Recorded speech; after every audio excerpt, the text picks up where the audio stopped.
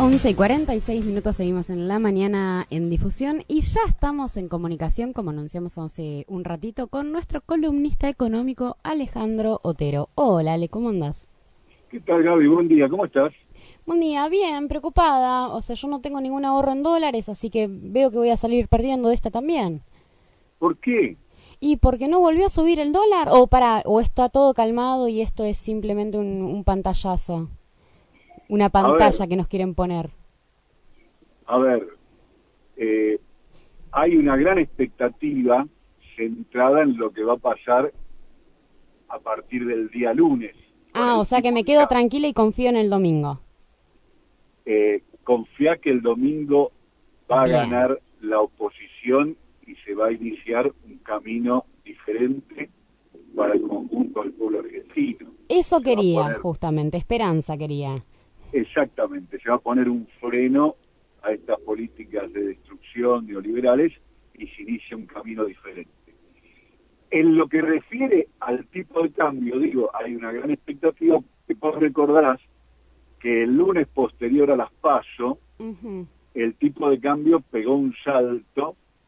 frente a la pasividad del Banco Central y el conjunto de la administración del gobierno macrista, que dejó que esa disparada fuera para adelante. Y entonces la movida ascendente que ha habido estos últimos días, donde el tipo de cambio pasó de 59 y pico a 62, 63, genera algún tipo de recuerdo o reflejo de lo que pasó en aquella ocasión, y entonces hay mucha inquietud, por un lado por lo que implica la subida del dólar, como sabemos y hemos dicho muchas veces, en términos de traslado a precios, y más temprano que tarde su impacto sobre los alimentos y otros consumos básicos de las mayorías y del Ujú. conjunto de los argentinos, pero también por lo que implica la política que viene llevando adelante el gobierno a través del Banco Central, rifando reservas para tratar de sostener el tipo de cambio sin lograrlo, ¿no?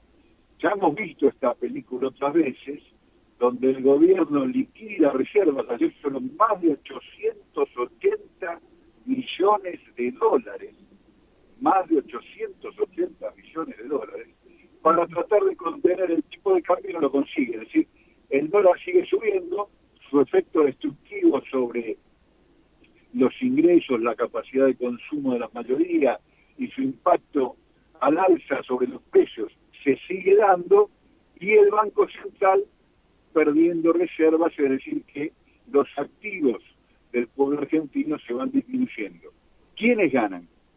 Cuatro vivos, un puñado que puede dolarizar sus ahorros, su riqueza, y por esta vía ponerla bien, a buen resguardo y fugarla de una economía en crisis e inestabilidad como la que vive la Argentina. Así que Ale, acabo de chequear mi cuenta bancaria y me alcanza con todo lo que me queda para comprarme $8. ¡Qué bien, eh! O sea bueno, que no puedo hacer el negocio que hacen esos cuatro vivos. no, y esperemos que el lunes puedas seguir comprándote $8 y no 4, Ah, porque si el lunes, cuando hagas el mismo cálculo, encontrás con que te podés comprar 4, vamos a estar en problemas, porque vos, en términos de dólar, vas a ser más pobre, vas ujú. a tener menos capacidad de consumo, y además, como integrante del pueblo argentino, vas a tener menos reservas en disponibilidad para financiar o gestionar políticas de crecimiento. Por eso hay una fuerte atención en lo que está pasando sobre el mercado cambiario, que, recordemos, fue parte además de una maniobra que quedó disimulada por el resultado electoral, pero absolutamente escandalosa, que esperemos no se reitere en el día de hoy, que se dio el viernes anterior a las PASO. ¿Te acordás? Hubo una movida por parte de las empresas y algunos operadores de los mercados financieros que generaron un alza artificial de acciones y títulos que se derrumbaron el lunes. Ujú. ¿Eh? Sí, sí me Generaron, por acuerdo. un lado, un efecto bonanza que esperaban se tradujera en las urnas, cosa que se demostró absolutamente ineficaz, porque era una movida a favor del gobierno y el gobierno terminó siendo palmariamente derrotado en las urnas, pero desde el punto de vista de los negocios fue una movida muy beneficiosa, porque vendieron caro el viernes y el lunes le compraron más barato. La diferencia fue una rentabilidad de ocasión, de oportunidad, en 3 días que no hubieran tenido a lo largo de muchas semanas. Una maniobra escandalosa que espero en algún momento se termine de investigar y determine las responsabilidades acerca de algo que está absolutamente penado, ese tipo de movimiento especulativo en los mercados bursátiles y financieros de la Argentina y de todo el mundo, y por lo tanto son maniobras que debieran ser sancionadas. Mientras esto sucede, Gaby, en nuestro país, un ojo con mucha atención en lo que está pasando en Chile, ¿verdad? Sí. Con mucha atención y con mucho dolor por lo que viven los hermanos chilenos, y reitero algo que decíamos en la columna de la semana pasada. ¿Te acordás cuando hicimos la columna de la semana pasada? Los sucesos de Chile no se habían desatado aún, pero decíamos que había que ver en Ecuador, que eran en aquel momento los sucesos más más atendidos en términos de protesta popular, porque significaban o ponían en evidencia los riesgos de seguir el camino del Fondo Monetario y los riesgos de seguir ahondando las políticas neoliberales. Cuando los pueblos se cansan, se hartan del sufrimiento de toda índole, no solo económico, que generan las políticas neoliberales, resultan estas revueltas, estas movidas que terminan siendo muy dolorosas para todos, pero tal vez necesarias para poner en freno a esas políticas de expoliación, demenciales y de destrucción de el bienestar del conjunto del pueblo en favor de una minoría muy reducida. Creo que lo de Chile también nos sirve, o debiera servirnos a los argentinos, para valorar aquellas cuestiones que supimos conseguir para favorecer la igualdad. Aquellas cuestiones tan desnostadas, tan desatendidas, tan criticadas por los neoliberales y por muchos ingenuos que siguen su discurso, esos discursos que cuestionan la salud pública, la educación pública por ineficiente, las políticas de atención a la pobreza del Estado, las políticas de vivienda, que hablan de un Estado elefantiásico, de un Estado ineficiente, corrupto, corrompible y demás. En definitiva, son discursos que no valoran o que no ponen en su justa medida la construcción de igualdad que implican esas políticas. Chile estalla con bronca en las calles por la desigualdad y la pobreza, pero Chile no tiene educación pública, no tiene salud pública, no tiene política de vivienda.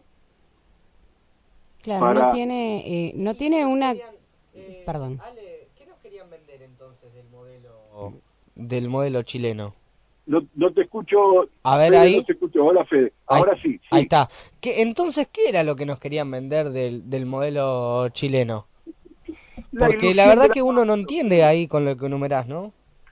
Porque es muy interesante, porque nos han acostumbrado a medir y evaluar una economía por algunos indicadores muy difundidos que todos conocemos y a los que todos apelamos, incluso yo, sí, que tienen que ver con el índice de crecimiento del Producto Bruto, y en Chile era bueno, sí, que tiene que ver con la estabilidad de precios, y en Chile era muy bueno, la inflación era 2% anual, que tiene que ver con la estabilidad en los mercados cambiarios, y eso en Chile no era un problema.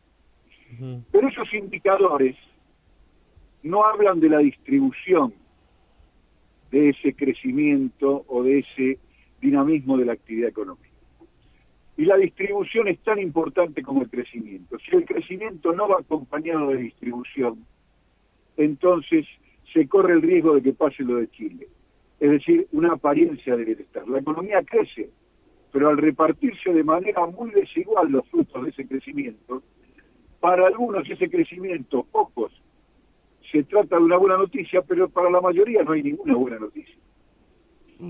O sea que básicamente lo que nos querían vender era un pueblo que todavía estaba callado y estaba sumiso. Y sobre todo que la economía con que crezca alcanza, porque después derrama.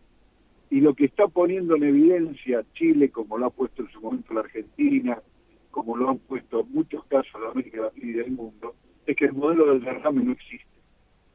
Cuando no hay distribución orientada y guiada por el Estado, el mercado no redistribuye. El mercado, tal como hoy se verifica en la práctica, concentra, no redistribuye. Y si redistribuye, lo hace en sentido regresivo, concentra. Es decir, hace cada vez más ricos a los ricos, hace cada vez más poderosos a los económicamente poderosos. No redistribuye.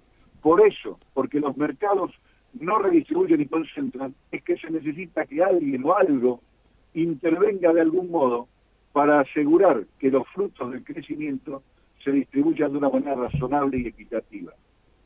Y ese alguien o algo que tiene que intervenir es el Estado. Entonces, cuando criticamos al Estado, ojo, tengamos presente, y eso es lo que quiero, reflexionemos en relación a lo que está pasando en Chile. Cuando criticamos al Estado, ojo que estamos criticando la única herramienta que existe, que ha creado la humanidad para asegurar que haya una distribución relativamente justa de la riqueza. Eso no quiere decir que no haya que cuestionar al Estado, hay que cuestionarle, hay muchas cosas perfectibles y mejorables, pero mejorables para que la intervención sea cada vez más eficaz en términos de expansión de los derechos y de asegurar una distribución equitativa de la riqueza. Claro, o sea claro que nosotros en la Argentina estamos en el peor de los mundos, porque la Argentina con la política del macrismo ni siquiera crece. Claro. El mismo índice que tiene Chile de crecimiento nosotros lo tenemos en el sentido inverso. Chile tiene un problema muy grave, pero puede discutir la política de distribución porque hay crecimiento. Nosotros no tenemos ni siquiera crecimiento. El estadio que nos legó el macrismo no tiene ni siquiera que discutir en términos de distribución porque no hay crecimiento. Felizmente nosotros tuvimos la válvula de escape por vía de las urnas y la posibilidad de cambiar el modelo por vía de las urnas. Las elecciones están lejos en el horizonte del Chile actual y el pueblo no encontró otra mejor manera que la que estamos viendo estos días. Lamentable la respuesta del gobierno. Claro. Represión y mano dura para la gente que reclama lo que es justo. Yo estaba pensando un poco en esto que vos contás de Chile, estaba pensando también en las políticas que llevó adelante Mauricio Macri después de las PASO, y me di cuenta también leyendo algunas redes sociales de que hay gente que, imagínate lo terrible que es esto, de que la teoría del derrame no funciona, de que claramente los pueblos se agotan, de que hay mucha gente que tiene miedo de que el presidente se levante de mal humor el lunes y decida vengarse de los votos, ¿no? A ese nivel hemos llegado. Ya que no tenemos crecimiento, ya que no tenemos que discutir en la redistribución de las riquezas porque se la afogaron, podríamos decir, ¿no? O ya la acapararon. Imagínate encima eso, el miedo de la gente a que se levante el presidente de mal humor el día lunes 28 y vuelva a tener estas arremetidas contra el propio pueblo. Sí, esperemos que haya un baño de sensatez y que el gobierno haga lo mejor que puede hacer en el contexto al que el propio gobierno nos ha traído. Y es no empeorar las cosas. Es decir, que el lunes sea parecido a este viernes. Es malo, muy malo para las mayorías, pero que todavía podría ser peor. Esperemos que el gobierno cumpla su parte de responsabilidad con el pueblo argentino y con el mandato que recibió en su momento en las urnas y no empeore las cosas durante la semana que viene, para darle la posibilidad al próximo gobierno de revertir este estado de cosas, iniciando una política de redistribución que lleve al crecimiento y que a su vez alimente una redistribución cada vez más importante. Perfecto, Ale. Bueno, muchísimas gracias. A ustedes, buenos días. Un abrazo enorme.